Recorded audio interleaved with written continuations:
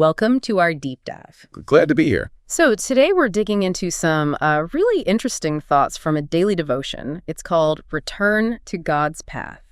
Right, and it really centers on the book of Hosea, doesn't it? Chapters 11 and 12 mostly. Exactly, and it kind of anchors everything to one key verse, Hosea 12.6. Which says, "But you must return to your God, maintain love and justice, and wait for your God always." Powerful stuff. It really is. So our mission, if you like, is to unpack what this devotion is getting at.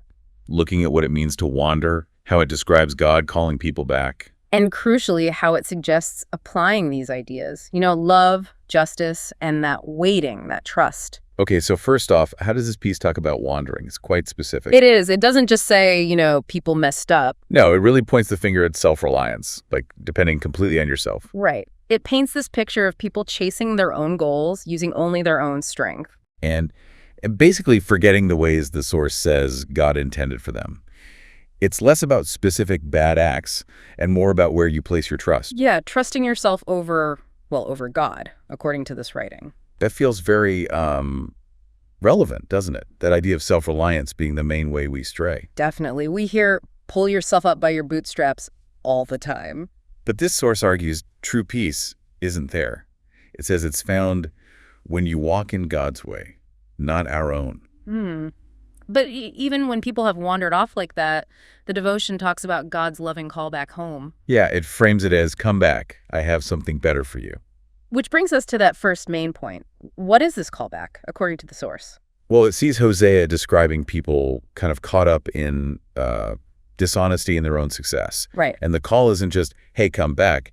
It's presented as a reminder that true life is only found in him. So it's a callback to reality, in a sense, from this perspective. Exactly. A specific turning away from that self-made path. Okay, so if wandering is about self-reliance and forgetting, and there's this callback to where true life is, how does the devotion say you actually do that? How do you return? It gets very practical here. 3 main actions. Okay. First, ask God for his help every day instead of just going your own way. Directly tackling that self-reliance. Makes sense. What's second? Second, be honest with God when you've tried to do life without him. So it connects returning with admitting that reliance on self, confession, really. Honesty. Got it. And third? Third, choose to trust what he says, even when it's not easy. So return is framed as an active choice, a shift in trust. Seek help. Be honest. Choose trust. That's quite clear. Yeah. And that leads right into the second big thing the devotion pulls from Hosea 12.6, how you actually live once you've turned back. Right. Living with love, justice, and steady trust. So what does that look like in practice, according to the source? It sees this as the natural outcome of returning, how you treat others with love and fairness. And how you relate to God, waiting for him, trusting steadily. Exactly. The source calls it faith in action. Tangible expressions of that return. So it's pushing back against the idea that faith is just internal, just a belief. Precisely. It says quite plainly, our faith isn't just about what we believe, it's about how we live. Okay.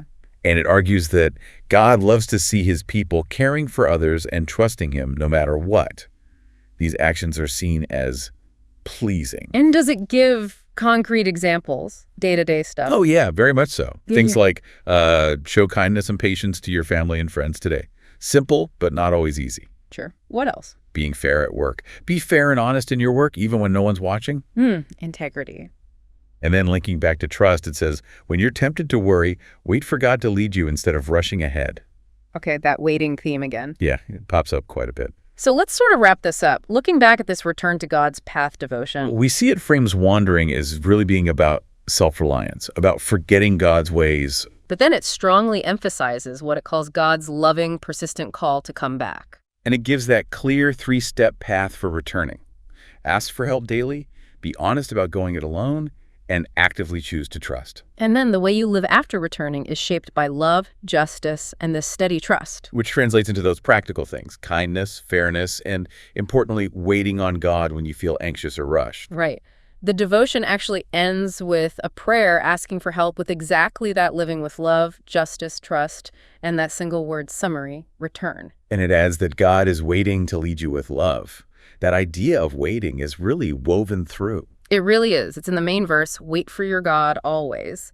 And in that practical advice about worry, wait for God to lead you. It seems pretty central to the kind of active trust this source promotes, not passive, but expectant waiting. So thinking about that final point from the source, this call to return to daily reliance and this repeated emphasis on waiting, what might steadily waiting look like in the different parts of your own daily life based on the way this source describes it? Something to think about.